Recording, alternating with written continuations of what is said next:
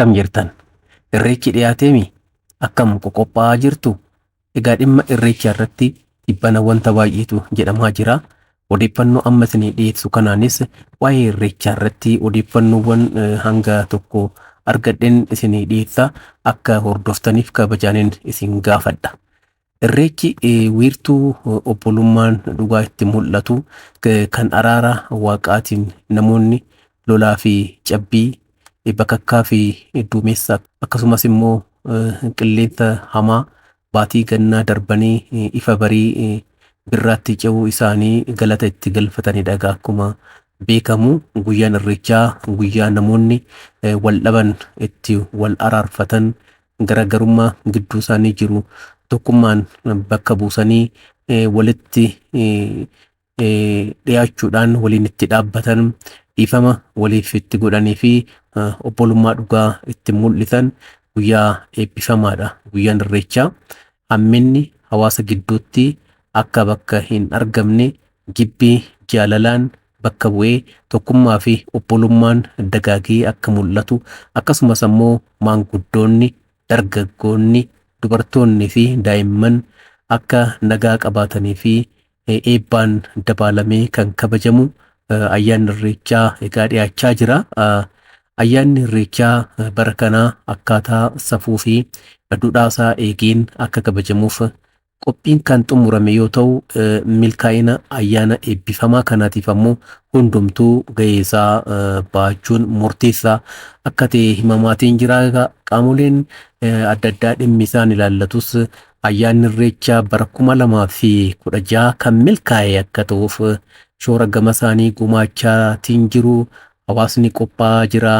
Humnoonni tasgabbii haaluma wal fakkaatuun qophii gahaa taasisuudhaan hojii isaanii idilee hojjechaatiin jiru. Egaa inni kun waan baay'ee nama gammachiisudha. Akkuma kanaan dura waggaa waggaadhaan kabajamaa ture ayyaana irreechaa Finfinnee hora Finfinneetti Dololoo Biddeenaatti jechaadha.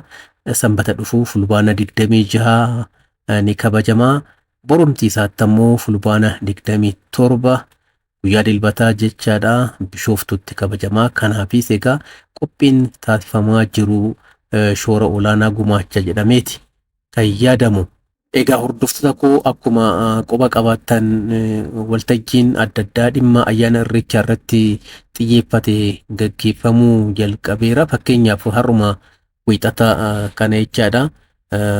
Fulbaana 21 bara 2016 mariin gumii balal kan marsaa 34ffaa haala kabaja ayyaana irreechaa hora Finfinnee fi hora Arsadii bara 2016 irratti xiyyeeffachuudhaan gaggeeffameera. Har'a mariin kun kan gaggeeffame mata dureen isaa immoo irreechi faajjii tokkummaa fi obbolummaati jechuudhaan galma waajjira pirezidaantii mootummaa naannoo Oromiyaatti kan gaggeeffame. Har'a waltajjii kanarratti ministeera aadaa fi ispoortii obbo Qajeelaa Mardaasaa dabalatee hooggantoonni mootummaa naannoo Oromiyaa argamaniiru. Egaa ministerichi jechuun obbo Qajeelaa Mardaasaa wayituma kan haasawaa dhageessisaniin irreechi dhiifama kan ittiin waliif taasisanii fi obbolummaa kan cimsudha jechuun dubbataniiru.